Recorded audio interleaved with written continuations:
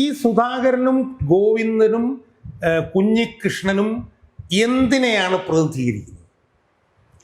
അവര് ഈ പാർട്ടിക്കകത്തെ ശരിയെയാണ് അവർ പ്രതിനിധീകരിക്കുന്നത്. എൻ്റെ 3 മക്കളുടെയും വിവാഹം നടത്തി തന്നത് ടി കെ ഗോവിന്ദൻ മാഷാണ്. മക്കളെന്നോട് ചോദിച്ചു, എന്താണ് അച്ഛാ ഇങ്ങനെ സംഭവിച്ചതെന്ന് ചോദിച്ചു. എനിക്ക് ടി കെ ഗോവിന്ദൻ മാഷ് പോയ ദിവസം ഉറങ്ങാൻ കഴിഞ്ഞില്ല. കുഞ്ഞികൃഷ്ണൻ 2021 തെരഞ്ഞെടുപ്പിന് ശേഷം മുതൽ തന്നെ ഈ TI മധുസൂദൻ്റെ നേതൃത്വത്തിൽ അവിടെ നടന്ന രക്തസാക്ഷി ഫണ്ട് തട്ടിപ്പ് സംബന്ധിച്ച് പുറത്തു കൊണ്ടുവരാൻ വേണ്ടിയിട്ടുള്ള പോരാട്ടങ്ങൾ അയാൾ 3-4 വർഷക്കാലം പാർട്ടിക്കകത്ത് നിന്നും നടത്തി. അങ്ങനെ വന്നു കഴിഞ്ഞപ്പോഴത്തേക്കും പാർട്ടിക്ക് ഒരു നിലപാടെടുക്കേണ്ടി വന്നു. കുഞ്ഞികൃഷ്ണനെ പുറത്താക്കണം. പാർട്ടി ആരുടെ കൂടെ നിന്നു? കണ്ണൂരിലെ പാർട്ടി രക്തസാക്ഷി ഫണ്ട് തട്ടിച്ചവന്റെ കൂടെ നിന്നു. CPM-ന്റെ പത്തനംതിട്ട ജില്ലയിലെ എക്കാലത്തെയും ഏറ്റവും ഉന്നതനായിട്ടുള്ള നേതാവായിരുന്ന ആർ ഉണ്ണികൃഷ്ണയുടെ ഭാര്യ പോകുന്നു. ഇപ്പോഴത്തെ കഴിഞ്ഞ ദിവസം പത്തനംതിട്ടയിൽ ഒരു CPM-ന്റെ മുൻ ഏരിയ കമ്മിറ്റി മെമ്പർ മുസ്ലിം ലീഗ് പോയി ചേർന്നിരിക്കുന്നു. സുമേഷ്, ഇവിടെ സുഹൃത്തുക്കളെ, എന്നെപ്പോലുള്ള CPM വിമതർ കുറേ വർഷങ്ങളായി ഈ പാർട്ടിയിലുള്ള അപജയം, ജീർണത, ജനവിരുദ്ധ നയങ്ങൾ, അതിനെക്കുറിച്ചിട്ടൊക്കെ ഞങ്ങൾ കുറേ വർഷങ്ങളായി പറഞ്ഞുകൊണ്ടിരിക്കുക. പാർട്ടിയിൽ വലിയ പ്രതിസന്ധി, പാർട്ടിയിൽ വലിയ പൊട്ടിത്തെറി എന്നൊക്കെ പറഞ്ഞ് ഞങ്ങൾ പലപ്പോഴും പറയാറുണ്ട്. കാര്യകാരണ സഹിതമാണ് പറയുന്നതെങ്കിലും ഈ CPM-കാരെ ഞങ്ങളെ എപ്പോഴും അപഹസിക്കാറുണ്ട്. ഇതിനകത്തൊക്കെ യാതൊരു അർത്ഥവുമില്ലാത്ത കാര്യം. CPM എന്ന് പറഞ്ഞ പാർട്ടിക്കകത്ത് എന്ത് പ്രശ്നങ്ങളാണ് വരാനുള്ളത്? CPM ഒക്കെ എത്രയോ പ്രതിസന്ധി കടന്നു വന്നിരിക്കുന്നു. MV രാഘവൻ പോയിരിക്കുന്നു, KR ഗൗരിയമ്മ പോയിരിക്കുന്നു, VS ഉണ്ടാക്കിയ വിഭാഗീയത, ഇതിലൊന്നും CPM-ന് യാതൊരു വിധത്തിലുള്ള ചലനവും ഉണ്ടാക്കിയിട്ടില്ല. അപ്പോൾ സ്വാഭാവികമായും CPM-നകത്ത് പ്രതിസന്ധി എന്നൊക്കെ പറഞ്ഞാൽ എന്തർത്ഥമാണ്? ഇതാണ് പാർട്ടിക്കാർ ഞങ്ങളോട് ചോദിക്കാറ്. അപ്പോൾ ഞങ്ങൾ ഇപ്പോൾ ഈ തെരഞ്ഞെടുപ്പിൻ്റെ പശ്ചാത്തലത്തിൽ ഞങ്ങൾ ഒരു പടി കൂടി കടന്ന് CPM-ൽ ഒരു പക്ഷേ ഒരു പിളർപ്പ് പോലും ഉണ്ടായേക്കാം എന്നുള്ള ഒരു വാദഗതിയും ഞങ്ങൾ ഉയർത്തുകയാണ്. ആ ഉയർത്തുന്നതിനെയും ഈ CPM-ൻ്റെ അണികളിലെ നേതാക്കന്മാർ അവരൊക്കെ പുച്ഛിച്ച് തള്ളുകയാണ്.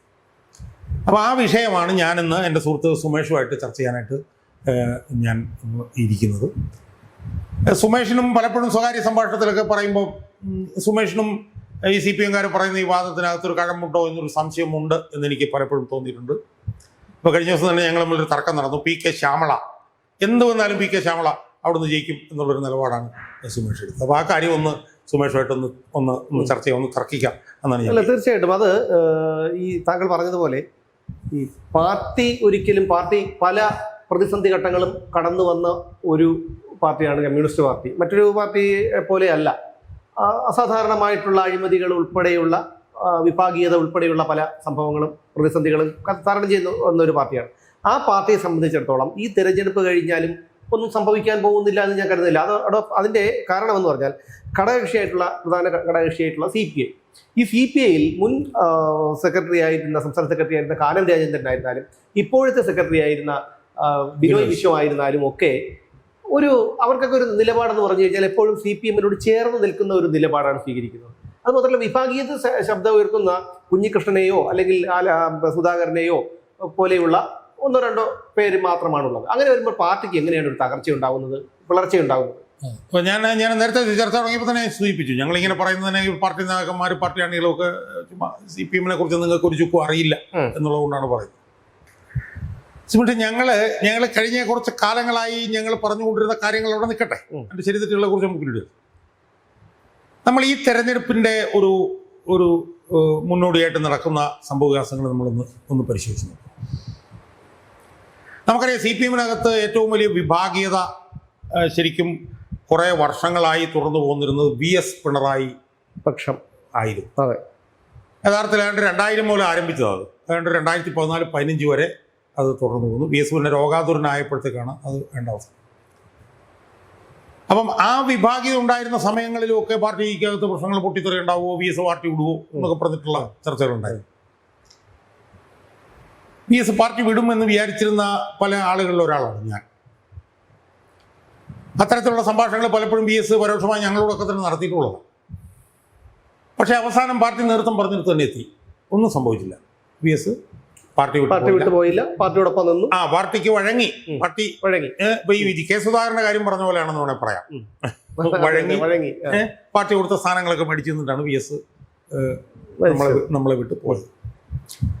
അപ്പൊ അതുകൊണ്ട് തന്നെ പാർട്ടിയിൽ എന്തെങ്കിലും പൊട്ടിത്തെറിയോ പിളർപ്പോ ഉണ്ടാവുമോ എന്നൊക്കെ ചോദിക്കുന്നതൊക്കെ ഒരു അപഹാസ്യവും പരിഹാസ്യവുമായി ഒറ്റ നോട്ടത്തിൽ. അല്ല, അതിന് മുമ്പ് പിളർപ്പുണ്ടായിട്ടുണ്ടല്ലോ. അതായത് എം വി രാഘവന്റെ കാലത്ത് ഉൾപ്പെടെ അതെ, പിളർപ്പല്ല, രാഘവൻ വിട്ടുപോയി. ഉണ്ടായിട്ടുണ്ട്. രാഘവൻ വിട്ടുപോയി. ഒന്നും സംഭവിച്ചില്ല. KR ഗൗരി പിന്നീട് വിട്ടുപോയി, ഒന്നും സംഭവിച്ചില്ല. അപ്പോൾ സ്വാഭാവികമായും അതിനൊരു പുറമേ നോക്കിയാൽ ഒരു യുക്തി നമുക്ക് ഉണ്ട്, കാണാൻ കഴിയും. കാരണം ഒരു ചെറിയ സംവിധാനമല്ല ഈ സംവിധാനം എന്ന് പറഞ്ഞാൽ. ഇപ്പം ഗോവിന്ദൻ എന്ന് പറഞ്ഞ ഈ ഹാസ്യ കഥാപാത്രം പറഞ്ഞ കാര്യങ്ങൾ നമുക്ക് പുച്ഛിച്ച് തള്ളാമെങ്കിൽ പോലും 5.5 ലക്ഷം പാർട്ടിയും പുറമാറുള്ള ഒരു പാർട്ടി, 2.5 ലക്ഷം അനുഭവം നമ്മൾ തിരിച്ച് തള്ളരുത്. കാരണം ഇത്രയും വലിയൊരു സംവിധാനം നമ്മൾ തന്നെ പലപ്പോഴും പറഞ്ഞ പോലെ തുള്ളിലും തുരുമ്പിലുമുള്ള ഒരു സംവിധാനം, കോടതിയിലും ജയിലിലും എല്ലായിടത്തും, സ്കൂളിലും കോളേജിലും എല്ലായിടത്തും ഉള്ള ഒരു സംവിധാനം. അപ്പോൾ ആ സംവിധാനം അങ്ങ് പിന്നകത്ത് എന്തെങ്കിലുമൊക്കെ ചില പൊട്ടിത്തെറികളൊക്കെ വരും എന്ന് പറയുന്നതൊക്കെ ദിവാസ്വപ്രമാണെന്ന് പറയുന്നതിനകത്ത് വലിയ തെറ്റൊന്നും നമുക്ക് കാണാൻ കഴിയില്ല. പക്ഷെ നമ്മൾ നിഷ്പക്ഷമായി നമ്മളിപ്പോൾ ഒന്ന് വിലയിരുത്തിയാൽ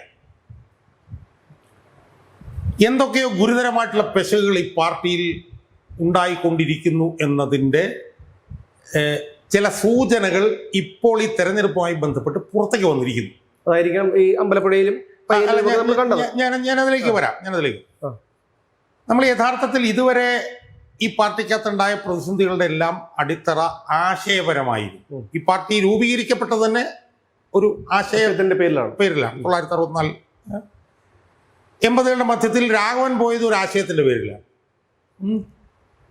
പക്ഷെ രാഘവൻ പോയതിന് ശേഷം VS പിണറായി പക്ഷങ്ങൾ തമ്മിലുള്ള അഭിപ്രായ വ്യത്യാസത്തിന്റെ ഘട്ടം വന്നപ്പോൾ അഭിപ്രായ വ്യത്യാസം പ്യൂർലി ആശയത്തിൻ്റെ അടിസ്ഥാനത്തിലാണെന്നുള്ളതിന് മാറ്റം വന്നു.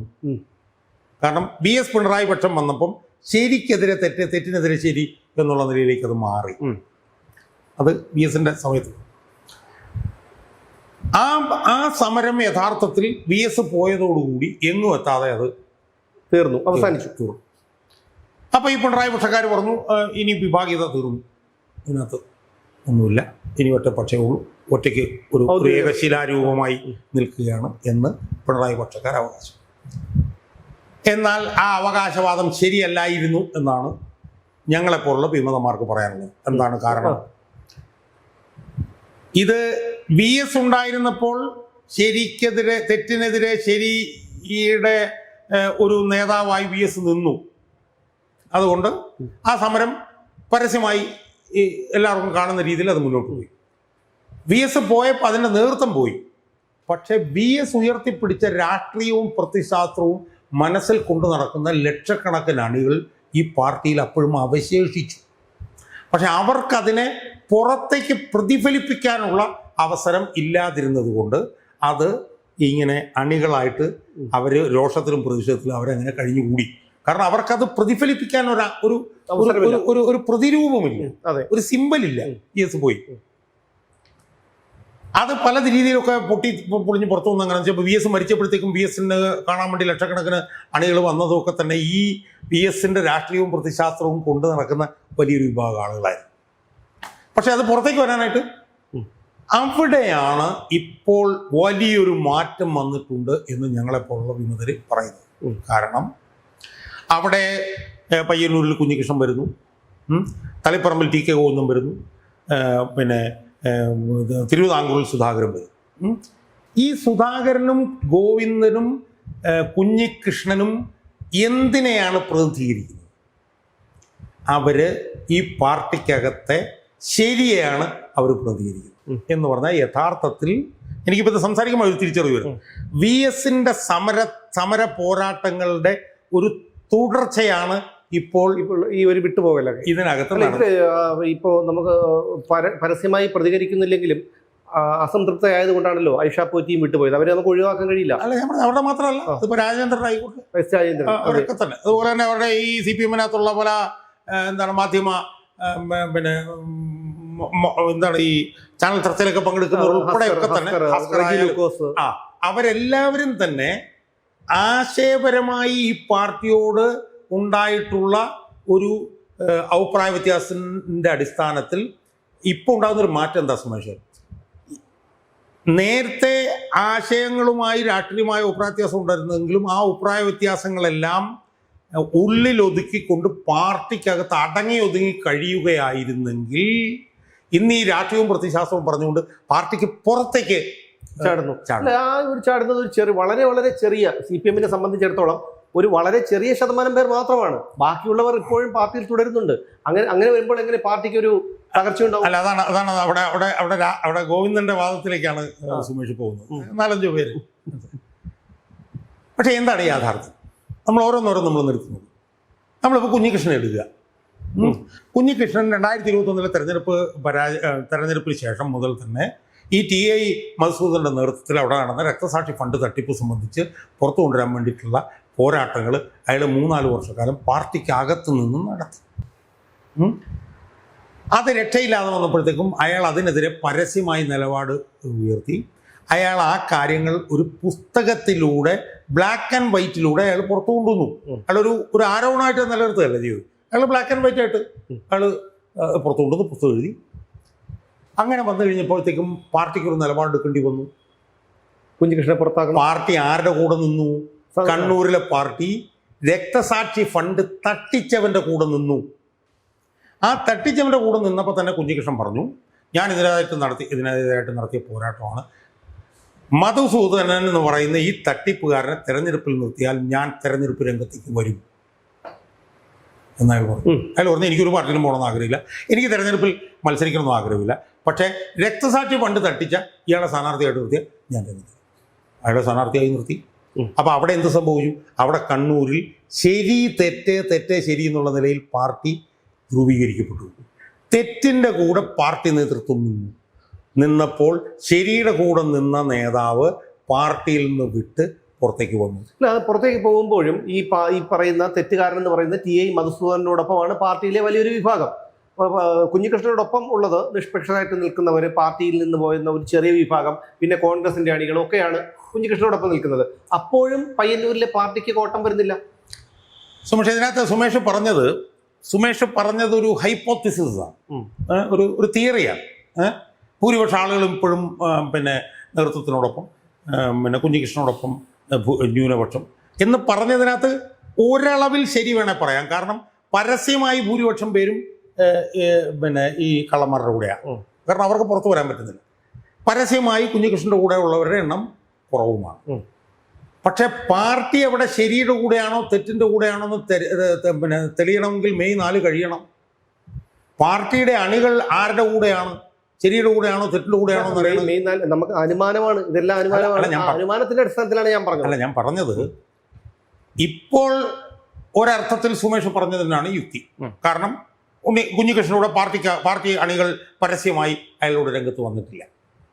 അപ്പോൾ അതുകൊണ്ട് പാർട്ടി പറയുന്നതാണ് ശരി എന്നുള്ള നിലയിൽ വേണമെങ്കിൽ നമുക്ക് പ്രതികരിക്കാം. പക്ഷേ തെരഞ്ഞെടുപ്പ് കഴിയുമ്പോഴേ തീരുമാനിക്കപ്പെടുള്ളൂ.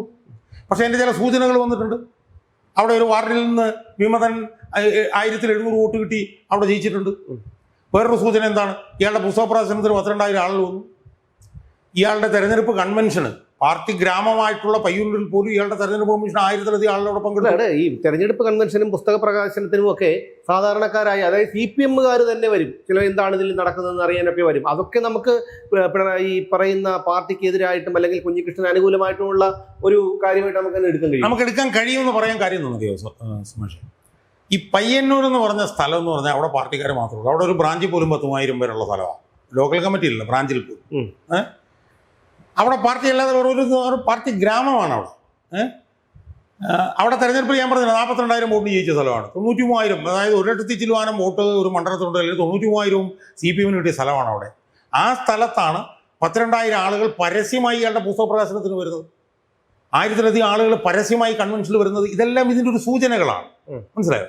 എന്തായാലും അവിടെ എന്താ സംഭവിച്ചിരിക്കുന്നത്? അവിടെ പാർട്ടി തെറ്റ്, കുഞ്ഞികൃഷ്ണൻ ശരി എന്ന് വന്നിരിക്കുന്നു. അപ്പോൾ അവിടെ എന്താ സംഭവിച്ചിരിക്കുന്നത്? അവിടെ ശരിയുടെ ഒരു പ്രതിരൂപം പാർട്ടിക്കെതിരായി വന്നിരിക്കുന്നു. അത് അവിടുത്തെ ചരിത്ര സംഭവം ഇതുവരെ ഒന്നും ഉണ്ടായിട്ടില്ല. തെറ്റിൻ്റെ കൂടെയാണ് പാർട്ടി നിൽക്കുന്നത് അറിയാമെങ്കിലും അതിനെ എതിർത്ത ഒരാൾ പുറത്തേക്ക് വന്നിട്ടില്ല. അയാൾ പുറത്തേക്ക് വന്നിരിക്കുന്നു. അയാൾക്കിപ്പം പിന്തുണ കിട്ടിയിരിക്കുന്നു. അയാൾ അവിടെ തെരഞ്ഞെടുപ്പിൽ മത്സരിക്കുന്നു. ഇത് അവിടുത്തെ പാർട്ടിയെ വലിയ തോതിൽ അസ്വസ്ഥരാക്കിയിരിക്കുന്നുള്ളത് വസ്തുതയാണ്. ഇത് പയ്യന്നൂർ. ഇനി നമ്മൾ തളിപ്പറമ്പിലേക്ക് ഇറങ്ങുക. തളിപ്പറമ്പ് ഇതുപോലെ തന്നെ പാർട്ടി ഗ്രാമമാണ്. ആ പാർട്ടി ഗ്രാമത്തിൽ പതിറ്റാണ്ടുകളായി 40-40 വർഷക്കാലമായി പാർട്ടിയുടെ ഏറ്റവും പ്രധാനപ്പെട്ട നേതാവായിരുന്ന ഒരു സ്ഥാനം, ഒരു ജനപ്രതിനിധി സ്ഥാനത്ത് എത്താറുന്ന 75 വയസ്സിലധികം പ്രായമുള്ള ടി.കെ. ഗോവിന്ദൻ നും അവിടെ ശരിയിലുള്ള ഒരു പ്രതിരൂപമായി പാർട്ടിയിൽ നിന്ന് പുറത്തേക്ക് വരുന്നു. പയ്യന്നൂരിൽ അഴിമതിയാണെങ്കിൽ ഇത് സ്വജനപക്ഷപാതമാണ്, അയാൾ പുറത്തേക്ക് വരുന്നു. മനസ്സിലായോ? അയാൾ പുറത്തേക്ക് വരുന്നത് സംബന്ധിച്ച് ജെയിംസ് മാത്യു എന്ന് പറഞ്ഞ അവിടുത്തെ ഏറ്റവും പ്രധാനപ്പെട്ട പാർട്ടി നേതാവ് പറഞ്ഞെന്താ? അയാൾ പറഞ്ഞു ഇതിനകത്ത് പാർലമെന്ററി വ്യാമോഹം ഉണ്ടെങ്കിലും ഇതിനകത്ത് സംഘടനാ ദൗർബല്യവുമുണ്ട്. പി ശശിയുടെ സുകന്യയുടെ ഭർത്താവ് ജെയിംസ് മാത്യു അതാണല്ലോ പി ശശിയുമായിട്ട് ബന്ധപ്പെട്ട പഴയൊരു ആരോപണത്തിന്റെ അല്ല അത് CKP പ്രധാനമാണ്. ഇത് ജെയിംസ് മാത്യു പറഞ്ഞാൽ കണ്ണൂരിലെ ഏറ്റവും പ്രധാനപ്പെട്ട നേതാവാണ്. കുറച്ചേരായിട്ട് രാഷ്ട്രീയപ്പെടുത്താൻ കൃത്യത്തിരിക്കുകയാണെങ്കിലും വളരെയധികം വിശ്വാസികളുടെ അതിലൊന്നും സംഘടനാ ദൗർബല്യവും എന്ന് മാത്രമല്ല. അയാൾ പറഞ്ഞു ഗോവിന്ദൻ മാഷ് പോയതിൽ എനിക്കൊക്കെ വലിയ മനോവ്യഥയാണ്. എൻ്റെ 3 മക്കളുടെയും വിവാഹം നടത്തി തന്നത് ടി.കെ. ഗോവിന്ദൻ മാഷാണ്. അവരെന്നോട് മക്കളെന്നോട് ചോദിച്ചു എന്താണ് അച്ഛാ ഇങ്ങനെ സംഭവിച്ചതെന്ന് ചോദിച്ചു. എനിക്ക് ടി.കെ. ഗോവിന്ദൻ മാഷ് പോയ ദിവസം ഉറങ്ങാൻ കഴിഞ്ഞില്ല എന്നൊക്കെ പാർട്ടിയുടെ ഒരു സമന്വയ നേതാവ് പറയുന്നത് സംഘടനാ ദൗർബല്യം എന്നുവെച്ചാൽ വർഗ വഞ്ചകൻ എന്നും പറഞ്ഞ് ഇയാളെ ഔദ്യോഗിക നേതൃത്വം എതിർത്തുകൊണ്ടിരിക്കുമ്പോഴാണ് ഈ ജെയിംസ് മാത്യു വന്നിട്ട് ഈ നിലപാട് പറയുന്നത്.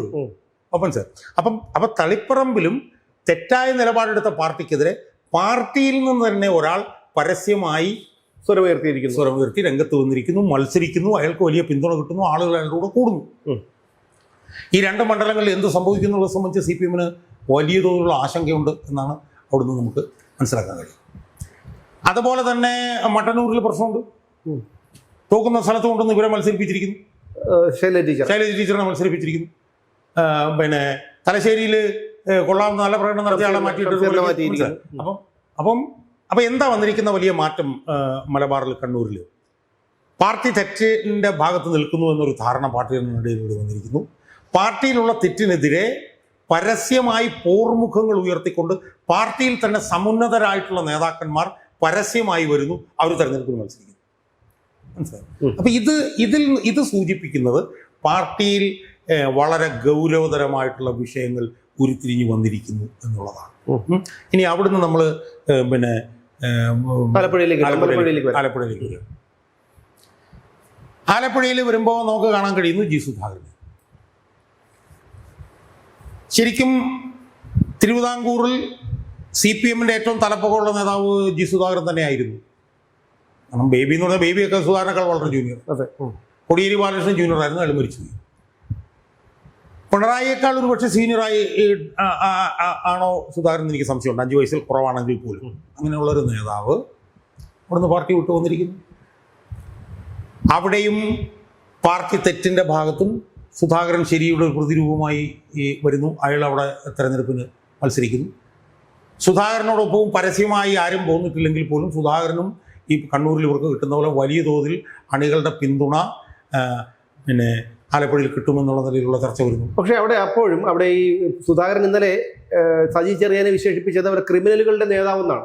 അപ്പോൾ അത് സജി ചെറിയനായിരുന്നാലും ആർ നാസറായിരുന്നാലും എച്ച് സലാമായിരുന്നാലും ഇവരൊക്കെ ആ പാർട്ടിയെ നിയന്ത്രിക്കുന്നവരാണ്. പക്ഷേ അവിടെ ഈ പാർട്ടിയുടെ ഔദാര്യം പറ്റുന്ന വലിയൊരു വിഭാഗം സാധാരണക്കാരായ ആൾക്കാർ പോലുമുണ്ട്. അവരൊക്കെ പാർട്ടി അധികാരത്തിൽ വരേണ്ടത് അവരെ സംബന്ധിച്ചിടത്തോളം ഒരു ആവശ്യമാണ്, നിലനിൽപ്പിന്റെ പ്രശ്നമാണ്. അങ്ങനെ വരുമ്പോൾ അതെങ്ങനെ പാർട്ടിയെ ബാധിക്കും? സുമേഷ്, ഈ തെരഞ്ഞെടുപ്പിലുണ്ടല്ലോ, തെരഞ്ഞെടുപ്പിൽ ഈ പാർട്ടിയുടെ ഔദാര്യം പറ്റുന്നവർ മാത്രമല്ല, ബഹുജനങ്ങളും തെരഞ്ഞെടുപ്പിൽ വോട്ട് ചെയ്യും, അഭ്യുദയകാംക്ഷകൾ വോട്ട് ചെയ്യും. നിഷ്പക്ഷരായിട്ടുള്ള ആൾ അല്ല. CPM-ന്റെ 2 വിഭാഗങ്ങളല്ല വോട്ട് ചെയ്യുന്നത്. ഒന്ന് ഔദാര്യം പറ്റുന്ന വലിയൊരു വിഭാഗം ഇത്തരക്കണ്ണികൾ, അവരെന്ത് വന്നു കഴിഞ്ഞാലും. 2 പാർട്ടിക്ക് വോട്ട് ചെയ്യുന്ന അഭ്യുദയകാംക്ഷികളും അണികളും. ഈ 2 വിഭാഗത്തിൻ്റെ കൂടെ വോട്ടിലാണ് CPM ജയിച്ചു വരുന്നത്. ആലപ്പുഴ പാർട്ടിയിൽ കുറേ വർഷങ്ങളായി നിലനിന്നിരുന്ന സംഭവമാണ്. അവിടെ നേതൃത്വ അണികളും തമ്മിൽ വലിയ അഭിപ്രായമുണ്ട്. അവിടുത്തെ പൊളിറ്റിക്കൽ ക്രിമിനലുകളാണ് അവിടെ പിന്നെ പാർട്ടി നിയന്ത്രിക്കുന്നുള്ളത് കഴിഞ്ഞ കുറച്ച് കാലമായിട്ട് നമുക്കറിയാവുന്നതാണ്. ഈ സജി ചെറിയാനൊക്കെ അധികാരത്തിലേക്ക് വന്നിട്ട് 10 വർഷമായിട്ടുള്ളൂ. സജി ചെറിയാൻ ഇപ്പോൾ പാർട്ടി സംസ്ഥാന സെക്രട്ടേറിയറ്റ് മെമ്പറും മന്ത്രിയുമാണ്. അയാളുടെ നേതൃത്വത്തിൽ പൊളിറ്റിക്കൽ ക്രിമിനലുകളാണ് അവിടെ വളർന്നു വരുന്നതെന്നുള്ള നിലയിലുള്ള സംസാരം സുധാകരൻ പാർട്ടിക്കകത്തിരുന്നപ്പോൾ തന്നെ ഉയർത്തിക്കൊണ്ടുവന്നിട്ടുള്ളതാണ്. അവിടെ സുധാകരൻ പോണതിന് മുമ്പ് തന്നെ കണ്ണൂരിലെ പോലെ പാർട്ടി തെറ്റാണെന്നും തെറ്റിൻ്റെ വശത്താണെന്നും പാർട്ടി അണികൾ ശരിയുടെ ഭാഗത്താണെന്നുള്ളൊരു ധ്രുവീകരണം അവിടെയും നടക്കുന്നുണ്ടായിരുന്നു. പക്ഷെ അവിടെയും നേതൃത്വം ഇല്ലാത്തതുകൊണ്ട് കനൽ പോലെ കത്തിക്കിടക്കുക. അവിടെയാണ് സുധാകരനെ പോലെ ഒരു നേതാവ് റിവോൾട്ട് ചെയ്ത് പുറത്തേക്ക് വരുന്നത്. ഇനി സുധാകരനെ കുറിച്ചിട്ട് സുധാകരൻ MLA ആയിരുന്നു, മന്ത്രിയായിരുന്നു എന്നൊക്കെ നിങ്ങൾ എന്തൊക്കെ തന്നെ പറഞ്ഞു കഴിഞ്ഞാലും സുധാകരന് മേൽ ശത്രുക്കൾക്ക് പോലും ഒരു ആരോപണത്തിന്റെ ഒരു മുന സുധാകരനിലേക്ക് തിരിക്കാൻ. അല്ല, അത് അവിടെ അദ്ദേഹം ഒരു അഴിമതിരഹിതനാണ് എങ്കിൽ പോലും മന്ത്രിയായും MLA ആയും ഒക്കെ പല സ്ഥാനങ്ങൾ വഹിച്ച സുധാകരൻ അതൊരു പാർലമെന്ററി മോഹം കാരണം, അധികാര മോഹം കാരണമാണ് അദ്ദേഹം പുറത്തു വന്നത് എന്നുള്ള ഒരു തോന്നൽ അണികൾക്കിടയിൽ ഉണ്ടാക്കാൻ, ഒരുപക്ഷെ സാധാരണക്കാരായ ആൾക്കാർക്കിടയിലേക്ക് ഉണ്ടാക്കാൻ CPM ഒരു പരിധിവരെ കഴിഞ്ഞിട്ടില്ല. അത് ഇല്ലെന്ന് ഞാൻ പറയുന്നില്ല, പക്ഷേ അതിന്മേലായിരിക്കും അവിടുത്തെ തെരഞ്ഞെടുപ്പ് തീരുമാനിക്കപ്പെടുക എന്ന് ഞാൻ വിശ്വസിക്കുന്നില്ല. അതിന് പല പല കാരണങ്ങൾ. ഒന്നെന്ന് പറയുന്നത് CPM-നകത്ത് ഈ അധികാരങ്ങൾ കൊടുക്കുന്നത് നേതാക്കന്മാർക്കിടെ പരിഗണിക്കാൻ വേണ്ടിയിട്ടല്ല, അത് കോൺഗ്രസിനകത്താണ് ചെയ്യുന്നത്. കോൺഗ്രസിനകത്താണ് പരിഗണന. അല്ല, അങ്ങനെ ഇപ്പൊ സുധാകരൻ 2 പ്രാവശ്യം മന്ത്രിയാക്കി. എന്താണ് സുധാകരൻ 2 പ്രാവശ്യം മന്ത്രി? സുധാകരൻ പറഞ്ഞിട്ടല്ല. സുധാകരൻ മന്ത്രിയായാൽ പാർട്ടിക്ക് അത് ഗുണമാണെന്ന് കണ്ടുകൊണ്ട് സുധാകരനെ മന്ത്രിയാക്കുകയാണ് ചെയ്തത്. 1. 2, 3 തവണ സുധാകരനെ സെക്രട്ടേറിയറ്റിലേക്ക് എടുക്കാന്ന് പറഞ്ഞു. സുധാകരൻ പോയില്ല. 3 തവണ പിണറായി വിജയൻ പറഞ്ഞു നിങ്ങൾ സെക്രട്ടേറിയറ്റിൽ വരണം. സുധാകരൻ നിന്നില്ല. അപ്പൊ സുധാകരൻ അധികാരം വേണ്ടെന്നും പറഞ്ഞിട്ടുണ്ട്. മനസ്സിലായി? അപ്പം സുധാകരൻ ഈ സ്ഥാനത്തിരുന്നിട്ടുണ്ടെങ്കിൽ ആ സ്ഥാനത്തിരുന്നുകൊണ്ട് പാർട്ടിക്ക് ഗുണമേ ഉണ്ടായിട്ടുള്ളൂ. ഇപ്പൊ സുധാകരൻ പുറത്തേക്ക് വന്നിരിക്കുന്നത് എന്തിനാണ്, എന്തുകൊണ്ടാണ്, എന്താണ് സുധാകരൻ ഉദ്ദേശിക്കുന്നത് വളരെ വളരെ ക്ലിയർ ആണ്. ആലപ്പുഴ പാർട്ടിയിലെ ജനവിരുദ്ധമായിട്ടുള്ള ഒരു ഒരു ഒരു ഒരു ഒരു ദിശയ്ക്കെതിരായിട്ടുള്ളൊരു പോർമുഖം സുധാകരൻ തുറന്നിരിക്കുന്നു എന്നുള്ളതാണ് ആലപ്പുഴയിൽ നടന്നപ്പോൾ ഈ സംഭവത്തിൽ നമുക്ക് മനസ്സിലാക്കാൻ കഴിയും. അവിടെയും പാർട്ടി അണികളുടെ ഇടയിലൊക്കെ വലിയ തോതിലുള്ള വീണ്ടുവിചാരം ഈ വിഷയവുമായി ബന്ധപ്പെട്ട് വന്നിരിക്കുന്നു. അപ്പം കണ്ണൂരിൽ തെറ്റായിട്ടുള്ള പാർട്ടിക്കെതിരെ ശരിയുടെ പ്രതിരൂപമായി കുഞ്ഞികൃഷ്ണൻ ടി കെ ഗോവിന്ദനും വരുന്നു. തെക്കൻ തിരുവിതാംകൂറിൽ തെറ്റായിട്ടുള്ള പാർട്ടിക്കെതിരെ ശരിയുടെ പ്രതിരൂപമായി സുധാകരൻ വരുന്നു.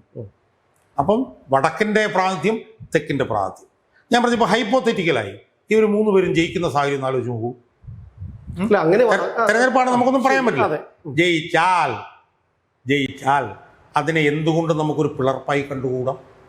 അതെങ്ങനെ അതിന് പിളർപ്പായി കാണാമെന്ന് ഞാൻ കരുതുന്നില്ല. കാരണം അങ്ങനെ വരുമ്പോഴും ഒരു 3 വ്യക്തികൾ ഈ പാർട്ടിയിൽ നിന്ന് പോയി എന്ന് കരുതി ഈ ഇത്രയും അംഗങ്ങളുള്ള മെമ്പർഷിപ്പുള്ള, ഇപ്പോൾ ഗോവിന്ദൻ പറഞ്ഞത് നമുക്ക് പൂർണ്ണമായിട്ടും മുഖവിലേക്ക് എടുക്കണ്ടെങ്കിലും അതിൻ്റെ ഒരു കാൽഭാഗം എടുത്താൽ പോലും പാർട്ടിയെ സംബന്ധിച്ചിടത്തോളം ഒരു വലിയ പ്രശ്നമില്ല. അതിൻ്റെ ഏറ്റവും വലിയ കാര്യമെന്ന് പറഞ്ഞാൽ ഞാൻ നേരത്തെ പറഞ്ഞതുപോലെ സർവീസ് സംഘടനകളിലും അതുപോലെ പല മേഖലകളിലും CPM-ന്റെ ഔദാര്യം പറ്റുന്നവർ ഇരിക്കുന്നത് എന്നുള്ളത് കൊണ്ടാണ്. സുമേഷ്, ഇതിനകത്തുള്ളൊരു പ്രശ്നം ഇപ്പം പോലും വേറെയും സംഭവങ്ങൾ നടക്കുന്നത് നമ്മൾ കാണാതിരിക്കരുത്. ഇപ്പൊ കഴിഞ്ഞ ദിവസം അടൂരിലൊരു സഹകരണ ബാങ്കിന്റെ പ്രസിഡന്റ് ആയിരുന്ന പൊൻ താമരപ്പിള്ള എന്ന് പറഞ്ഞാൽ പത്തനംതിട്ട ജില്ലയിലെ CPM-ന്റെ ഏറ്റവും പ്രമുഖനായിട്ടുള്ള നേതാവായിട്ടുള്ള R ഉണ്ണികൃഷ്ണയുടെ ഭാര്യയാണ് പൊൻ താമരപ്പിള്ള. അവർ രാജിവെച്ച് ഓടി. എന്താണ് അവർ പറഞ്ഞത്? എൻ്റെ ബാങ്കിൽ 75 ലക്ഷം രൂപയുടെ കഴിവുകൊണ്ടിരിക്കുന്നു, അത് എൻ്റെ തലയിൽ കൊണ്ടുവന്ന് കെട്ടിവെക്കാൻ വേണ്ടിയിട്ട് മാർക്സിസ്റ്റുകാർ ശ്രമിക്കുന്നു എന്നും പറഞ്ഞ് അവർ പത്രസമ്മേളനം നടത്തി ഈ പാർട്ടിയിൽ നിന്ന് അവർ ഓടി രക്ഷപ്പെടുകയും. CPM-ന്റെ പത്തനംതിട്ട ജില്ലയിൽ എക്കാലത്തെയും ഏറ്റവും ഉന്നതനായിട്ടുള്ള നേതാവായിരുന്ന R ഉണ്ണികൃഷ്ണയുടെ ഭാര്യ പോകുന്നു. ഇപ്പോഴത്തെ കഴിഞ്ഞ ദിവസം പത്തനംതിട്ടയിലൊരു CPM-ന്റെ മുൻ ഏരിയ കമ്മിറ്റി മെമ്പർ മുസ്ലിം ലീഗ് പോയി ചേർന്നിരിക്കുന്നു. സുമേഷ്, നമ്മളൊന്ന് ആലോചിച്ചു. കോൺഗ്രസിൽ ചേർന്ന് നമുക്ക് മനസ്സിലാക്കാം. CPM വർഗീയ പാർട്ടി എന്ന് അടയാളപ്പെടുത്തിയിട്ടുള്ള മുസ്ലിം ലീഗ് പോയി ചേർന്നു. അല്ല, അവിടെയാണ് ഞാൻ പറഞ്ഞത്, ഈ ഔദാര്യം കൈപ്പറ്റി ശീലിച്ചവരാണ് അവരെ സംബന്ധിച്ചിടത്തോളം ഇനി ഒരു പക്ഷേ UDF അധികാരത്തിൽ വരുമെന്നുള്ളൊരു തോന്നലുള്ളത് കൊണ്ടായിരിക്കാം. അല്ല, ഞാൻ പറഞ്ഞു വരുന്നത് അതിനകത്ത് നടക്കുന്ന സംഭവ വികാസങ്ങളുടെ ഒരു പ്രതിഫലനം എന്താണെന്ന് ഞാൻ പറയാം. ഒരു മാസം മുമ്പേ കൊല്ലം ജില്ലയിലെ ഒരു പ്രമുഖ CPM നേതാവായിട്ടുള്ള വനിത മുസ്ലിം ലീഗ് ചേർന്നു. അപ്പം ഇതെല്ലാം കാണിക്കുന്നത് ഇതിനകത്ത് വലിയ തോതിൽ പുഴുക്കുത്തുകൾ ഉണ്ടായിരിക്കുന്നു എന്നുള്ളതാണ്. ഈ പുഴുക്കുത്തുകൾ ഉണ്ടാകുമ്പോഴും ഇതൊന്നും പുറത്തേക്ക് വരാതിരുന്നത് കൊണ്ടാണ് ഇതിനകത്ത് പരസ്യമായൊരു ധ്രുവീകരണം നടക്കാതെ പോയത്. ഞാൻ പറയുന്നു, ഈ പാർട്ടിക്കെതിരായിട്ടുള്ള പോരാട്ടത്തിൽ 2 or 3 പേര് ജയിച്ചു വന്നാൽ ഒരു സംശയവും വേണ്ട, ഇതിൻ്റെ അടിത്തട്ടിൽ അതിൻ്റെ ചലനങ്ങളുണ്ടാവും. അതിൻ്റെ കാരണം എന്താണ്? അതിൻ്റെ കാരണം എന്ന് പറയുന്നത് ഇപ്പോഴുള്ള നേതൃത്വം തെറ്റിൻ്റെ പാതയിലാണ്. ഇപ്പോഴുള്ള നേതൃത്വം അഴിമതിക്കാരാണ്. ഇപ്പോഴുള്ള നേതൃത്വം സ്വജനപക്ഷപാതക്കാരാണ്. ഇപ്പോഴുള്ള നേതൃത്വം കുടുംബാധിപത്യത്തിൻ്റെ ആളുകളാണ്. അതുകൊണ്ട് ഈ 3 പേര് ജയിച്ചു വന്നാൽ എന്താ സംഭവിക്കുന്നത്? കമ്മ്യൂണിസ്റ്റ് പാർട്ടിയിൽ നിന്ന് പുറത്തേക്ക് വന്ന ശരിയുടെ പ്രതിരൂപങ്ങളായിട്ടുള്ള 3 പേർ ഒരു വശത്തും തെറ്റിൻ്റെ ഭാഗമായിട്ടുള്ള വലിയ വിഭാഗം മറുവശത്തും എന്ന് വരുമ്പോൾ സ്വാഭാവികമായി ഇതിൻ്റെ അടിത്തട്ടിൽ നിന്ന് വലിയൊരു ഒഴുക്ക് ഈ ശരിയുടെ ഭാഗമായി നിൽക്കുന്ന ഈ മൂന്ന് സമുന്നത ഇപ്പം ഗോവിന്ദനൊക്കെ പറയുന്നതിനകത്തുള്ള അപഹാസ്യത എന്താ? ഗോവിന്ദൻ പറയുന്നത് ഒരു 5 പേര് പോയി എന്നുള്ളതാണ്. 5 പേര് ആരാ?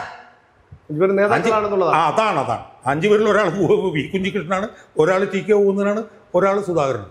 അതുകൊണ്ട് ഈ 3 പേരും ജയിക്കുകയും ഈ 3 പേര് നിന്ന് പോരാടാനും തയ്യാറായാൽ ഒരു സംശയവും വേണ്ട, ഈ തെരഞ്ഞെടുപ്പ് കഴിയുമ്പോൾ ശരിയിൽ അധിഷ്ഠിതമായ നല്ല രാഷ്ട്രീയവും പ്രത്യയശാസ്ത്രവുമുള്ള ഒരു കമ്മ്യൂണിസ്റ്റ് പാർട്ടി പുതിയത് ഉദയം ചെയ്യാനുള്ള സാധ്യത വളരെ വളരെ വലുതാണ് എന്നതിൻ്റെ കൃത്യമായിട്ടുള്ള സൂചനകളാണ് ഇപ്പോൾ നടക്കുന്നത് എന്നാണ് എനിക്ക് സൂചിപ്പിക്കുന്നത്. എന്തായാലും ഞാൻ എതിരഭിപ്രായങ്ങളൊക്കെ പറഞ്ഞെങ്കിലും കമ്മ്യൂണിസ്റ്റ് പാർട്ടി ഒരു പിളർപ്പിലേക്കല്ല, പകരം കമ്മ്യൂണിസ്റ്റ് പാർട്ടി അവസാനിക്കുന്ന ഒരു ഘട്ടത്തിലേക്കാണ് പോകുന്നത് എന്നാണ് എനിക്ക് തോന്നുന്നത്.